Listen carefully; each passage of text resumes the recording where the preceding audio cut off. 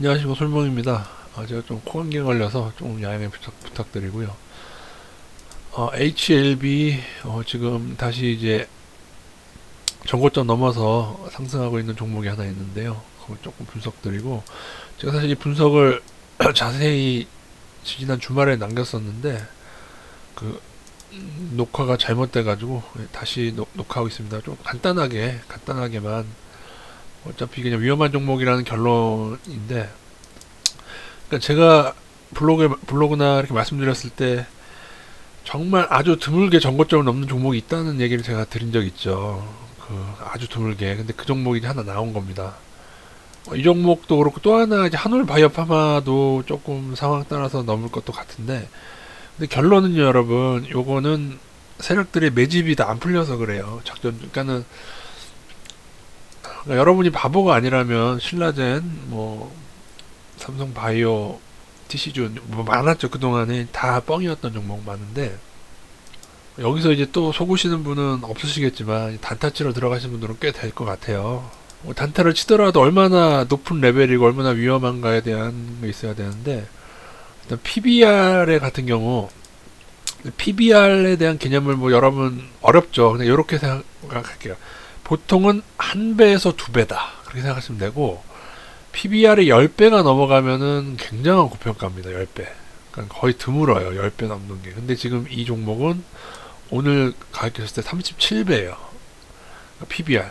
그러니까 간단히 여러분이 생각했을 때 이 종목은 자본 총계가 1638억인데, 잘 들으세요.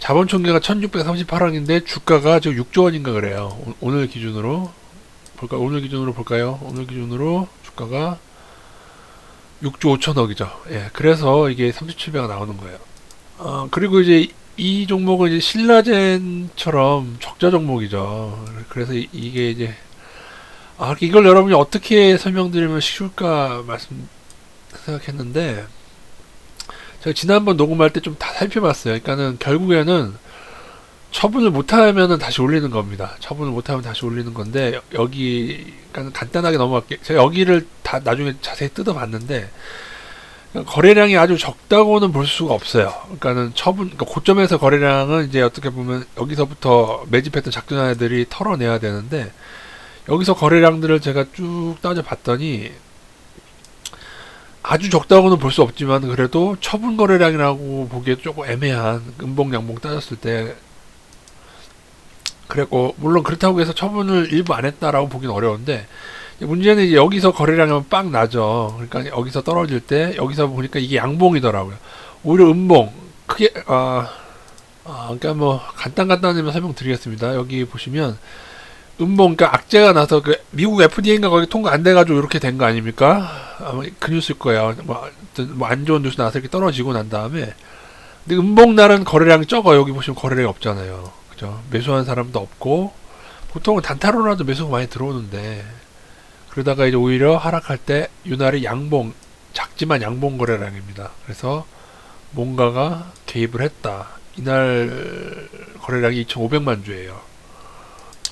그리고 제가 지난 시간에 그 옛날 고점이었을 때를 봤을 때 처분 거래량이 나간 날을 봤어요. 근데 이게 뭐 이런 음봉날 처분하는 날인데, 이런 음봉날 거래량이 전체 주식수 대비해서 비교를 하는 건데요. 전체 주식수 대비해서 500만 주, 전체 주식수가 지금 한 4천만 주 됩니다. 4천만 주 중에 10분의 1보다 조금 더 나오는, 이날 하루 이런 것만 알고, 그러니까 요거는 여러분이 상식으로 알고 계시는 게, 만약에 전체 주식수에 요 음봉 거래량이 고점에서 하루에 거의 예를 들어 4천만 주지 않습니까? HLB가 만약에 이 날에 4천만 주가량 나오는 경우가 있어요.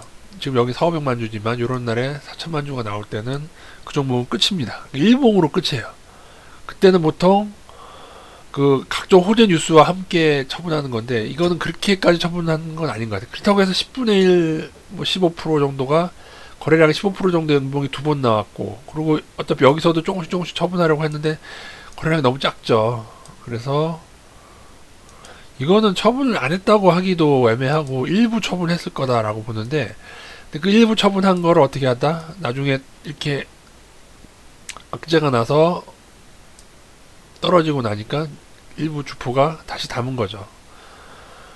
개인들한테 안 넘어갔다는 거는 그만큼 더 허접한 종목일 수가 있어요. 개인들이 그만큼 다른 기관이나 개인들에서 받아주지 않을 만큼 고점에서 그런 뭐 모르겠습니다. 이 고점에서 어떤 뉴스로 처분했는지 그건 제가 뭐 모르겠는데 생각보다 받아주는 거래량이 나오진 않았다.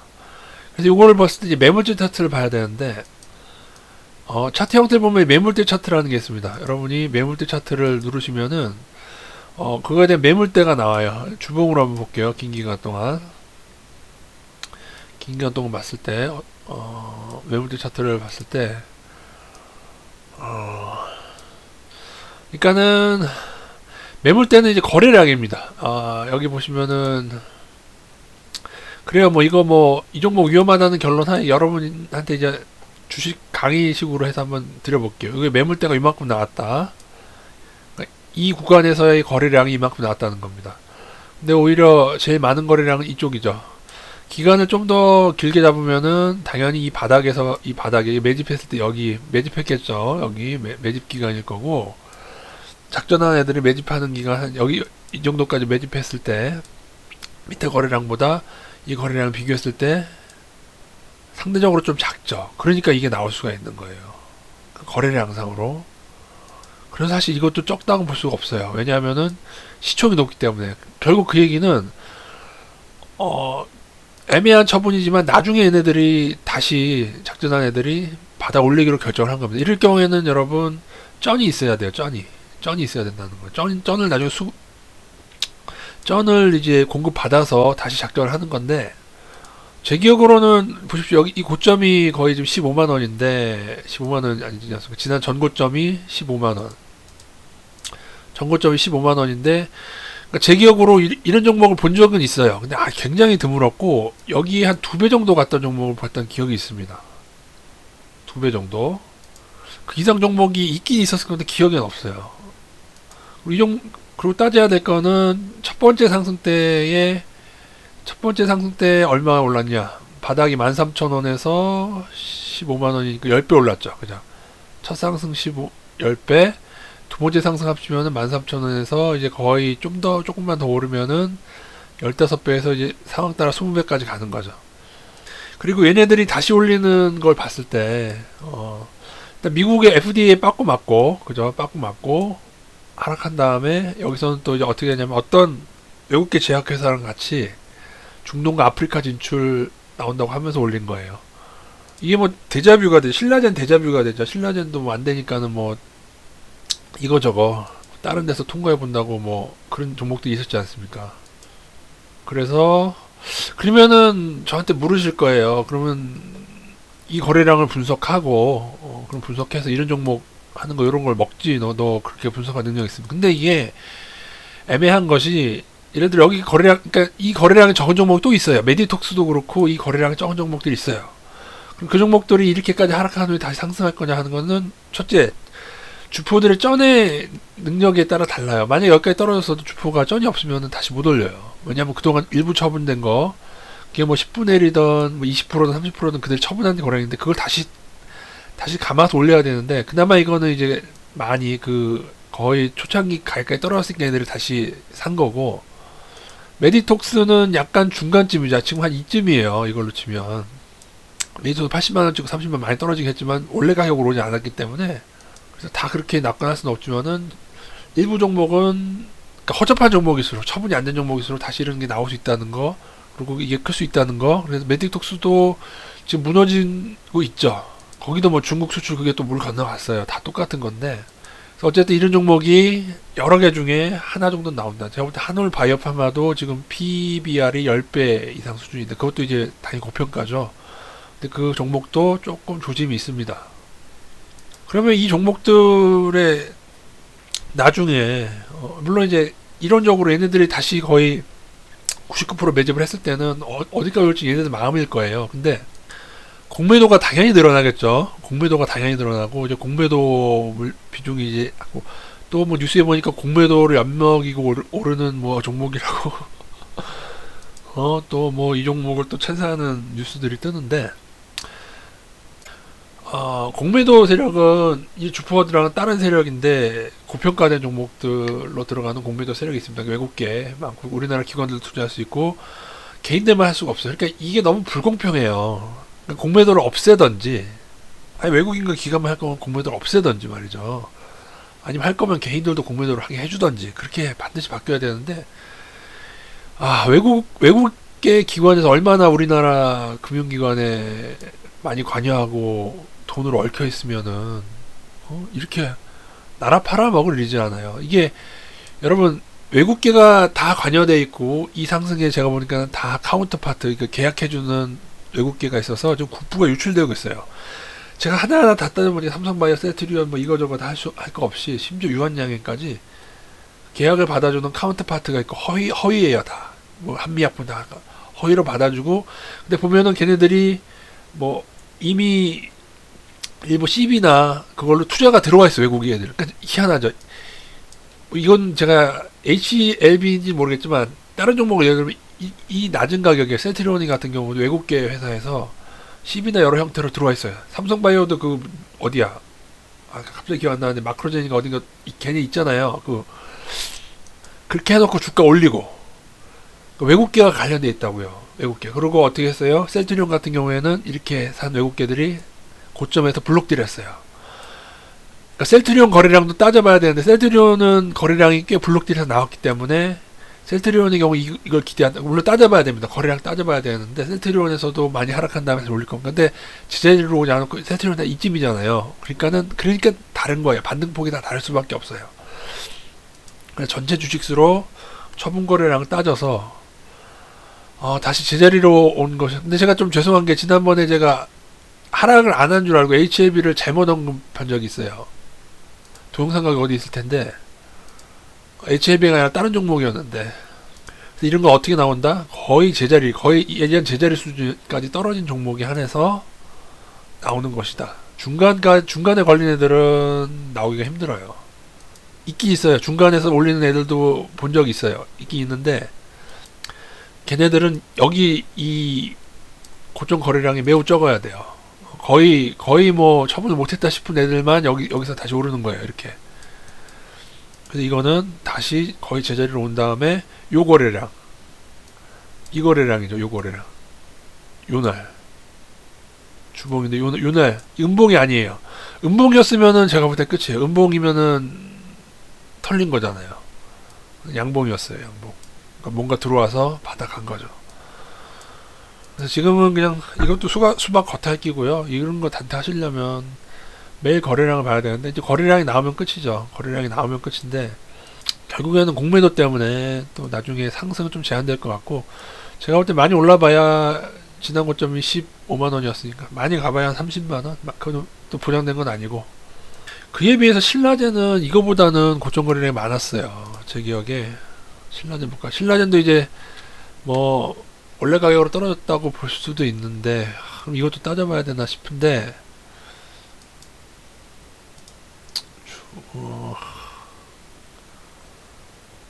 근데 신라젠도 보면 아까보단 많죠. 아까보단 많은데 이 두 칸이지 않습니까? 두 칸. 거의 이것까지 봐야 돼요. 근데 그래도 여기서 매집이 더 큰 상태고, 신라젠도 들어오고 있죠. 근데 여기 음봉이잖아. 그죠? 이 거래량 음봉이니까 의미 없어요. 근데 양봉 신라젠도 따져봐야 되는데, 신라젠도 근데 검찰 조사가 일부 진행되고 있잖아요. 제가 알기로 금감원인가 검찰 조사가 진행되고 있어서 HLB처럼 오르기에는 조금 힘들어 보입니다. 근데 신라젠은 여기 때 보십시오. 여기 이날이요. 바싹 올랐다 떨어진 이날 보면은 쭉 내려보면은 이때 거래량이 있지 않습니까? 그날 한번 거래량 찾아볼까요? 전체 주식수랑 비교한다고 했으면 전체 주식수 7천만 주 중에 요 음봉 나온 날을 봐야죠. 음봉 나온 날, 요 음봉이 몇 개 있는데 요날 거래량을 대략 볼게요. 대략 보면은 이건 10%가 넘게 나왔죠. 보세요. 여기는 1300만 주, 20% 나왔어요. 그러니까 얘네들은 고점에서 HLB보다 더 많이 털은 거예요. 그 수준이 뭐 그렇다고 해서 이것도 이런 음봉 거래량이 아주 근데 이게 많이 나온 날은 양봉날이고 음봉날. 이날 뭐죠? 이날이 양봉이네. 처분 거래량. 이 종목도 완전 다 처분했다고 볼 수는 없겠지만 그래도 HLB보다는 거래량이 많다. 고점에서 거래량이 더 많다. 주봉 이것도 다 따져봐야 돼요. 이 기간 동안 고점에서 일어난, 그리고 이제 어떻게 또 따지냐면 요거는 그냥 방법은 지난번에 요거 다 했었는데 또 하긴 그렇고, 종목별로 여러분 종목별 투자자로 해서 신라젠 하면은 개인 외국인 기관 있잖아요. 그날로 가서 그 고점 나왔던 그 시간대로 가서 그날 하루하루를 다 계산을 하는 겁니다. 그래서 개인 주포가 일단, 그리고 어느 게 주포인지를 알아야 돼요. 이거 올렸을 때 보면은 여기 보면은 주가와 싱크로된 걸 찾아서 어느 게 그건지 알아야 됩니다. 봤을 때 여기서 여기는 기관 외국인,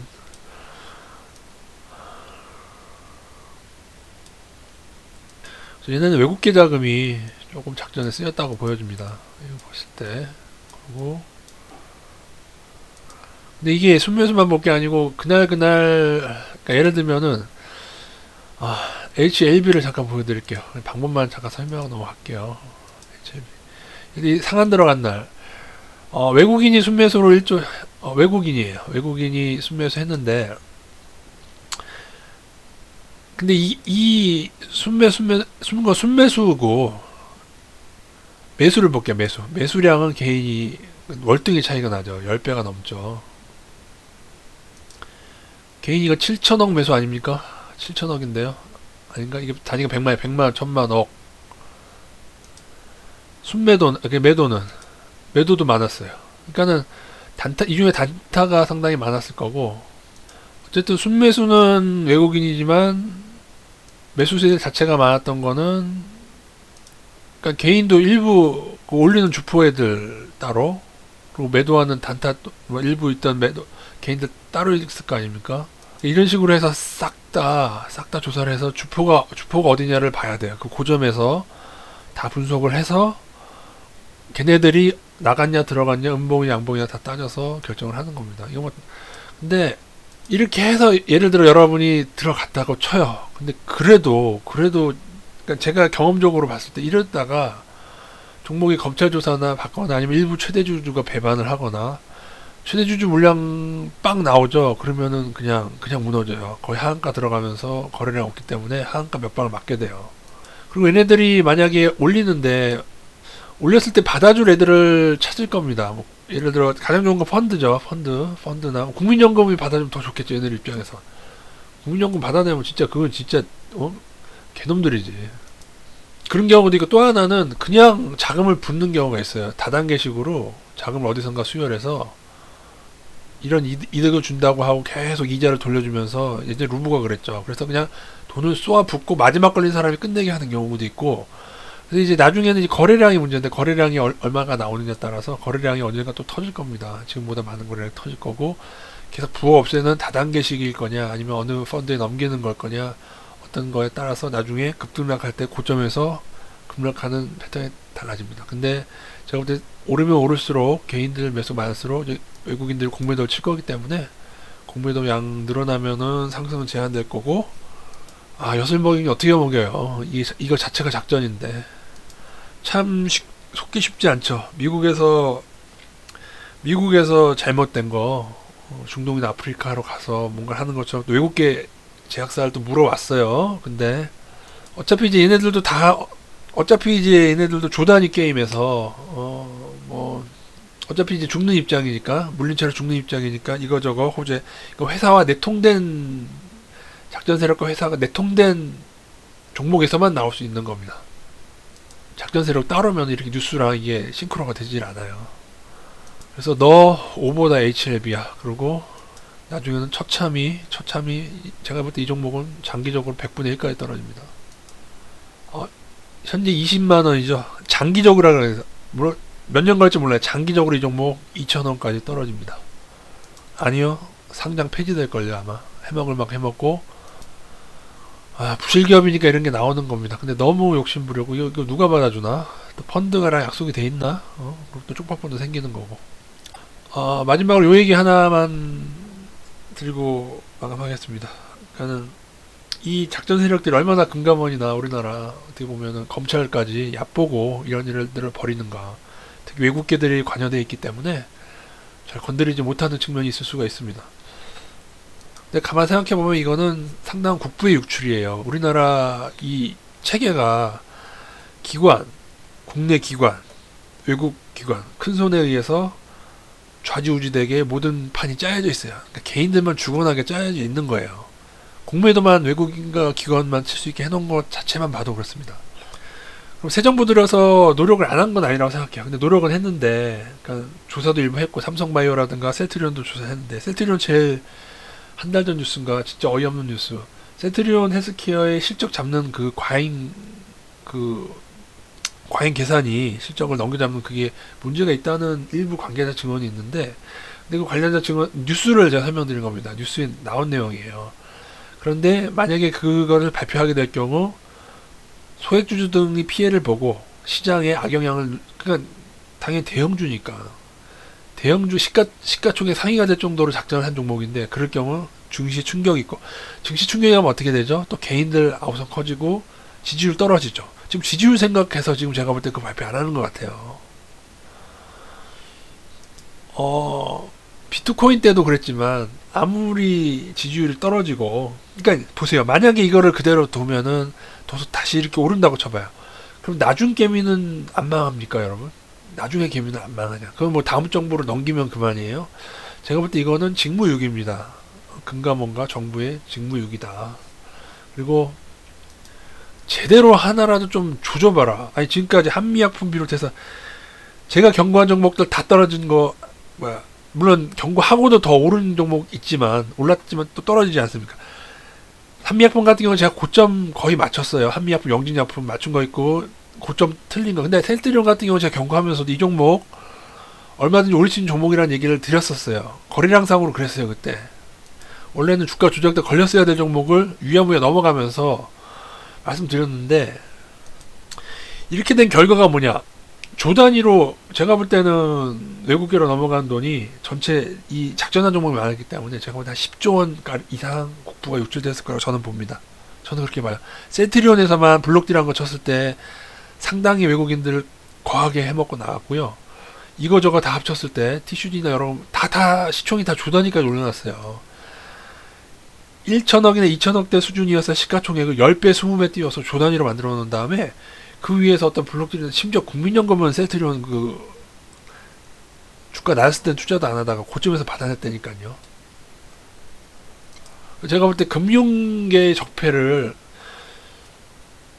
제대로 한번 파헤치면은 대단할 겁니다. 대단할 거예요. 근데 이런 와중에 이런 삼성 바이오로직스는 분식을 했는데 시정을 안 해요. 잡혀 들어간 사람 없어요. 그 말단 직원만 들어갔을걸. 아유, 정부 욕해서 뭐합니까? 지금 어차피 지금 아마추어인데요. 제가 볼 때 현 정부의 가장 큰 문제점은, 제가 볼 때 저는 문재인 대통령은 도덕성이 훌륭하신 분이죠. 저는 그거는 의심치 않습니다. 문재인 정권 그 상위층에 깨끗하신 분이 분명히 있어요. 근데 그분들의 가장 큰 잘못은 현재 있는 진보의 장관들을 신뢰하는, 진보 장관 중에 제가 볼 때는 거의 MB 수준으로 썩은 사람들 많습니다. 여러분들은 그 썩은 걸 모르고 자기를 위해 준다는 목적으로 이거 개혁하고 있구나라고 덩실덩실하고 가는데, 최종구 장관부터 해서 지금 사퇴했지만 제대로 한번 족치세요. 누구 하나 지금 개미들 눈물을 흘리는 이 와중에 아무도 족치지 않으니까 또 이런 미친 종목이 생기는 겁니다. 이것도 적당히 해야지, 미친놈들. 나중에 또 어디다 넘기려고 이러는 겁니까? 미친놈이라고 하는 건 욕이 아닙니다. 이건 미쳤기 때문에 이건 욕이 아니에요. 진짜 미쳐서 욕이 아닙니다. 그래서 각자 살아남으시고, 결론적으로 여러분 PBR 30배 이상에서 단타 친다. 여러분 여기서 이걸 먹는다. 잘 먹으신 분들 축하드립니다만, 이런 종목이 있는 거 알기 때문에 딱 그냥 불산해서 하면은 일부 이득이 된다는 알고 있는데, 제가 이걸 안 하는 이유는 결국 이런 거에 손대는 욕심은 계속 이런 걸 하다가 이제 지대로 걸린다니까요. 지대로 걸리면 뼈도 못 추려요. 뼈도. 예. 이렇게 오르는 종목이 있다는 것도 알고 반등이 크다는 것도 알고 그런데 또 거기서 잘못 걸리면 뼈도 못 추리는 거 알고 이렇게 해서 개인들 맨날 이런 플레이 하죠. 이런 거에 열광하고 가지만 장기적으로 다 망해요. 자, 떠들어봐야 소용도 없고. 그래서 진짜, 그러니까 HLB는 정말로 가치가 있어서 오르는 게 아니라 작전했던 애들이 매집이 다 안 풀려서 다시 일부러 재매수해서 다시 작전하는 것이다. 작전주다. 나중에 상장 폐지될 가능성이 크다. 이 종목은 미쳤다. 정부는 여전히 기능을 못하고 있다. 정부라기보다 금감원, 금융위가 문제예요. 금융위. 예? 금융위원장들. 예전에 일부 뉴스에 거기 삼성통이 많다는 뉴스가 있어요. 제가 볼 때 가장 큰 적폐는 사법부에 있지만 사법과 검찰, 사법부의 전관 예우에 있지만 거기에 못지않는 가장 거의 숨겨져 있는 적폐는 금융계에 있습니다. 이거를 모르면 여러분 개인들은 계속 가난해지고 투기 세력만 계속 배불리는 현상이 지속될 겁니다. 다음 시간에는 부동산도 한번 파헤쳐 보도록 하겠습니다.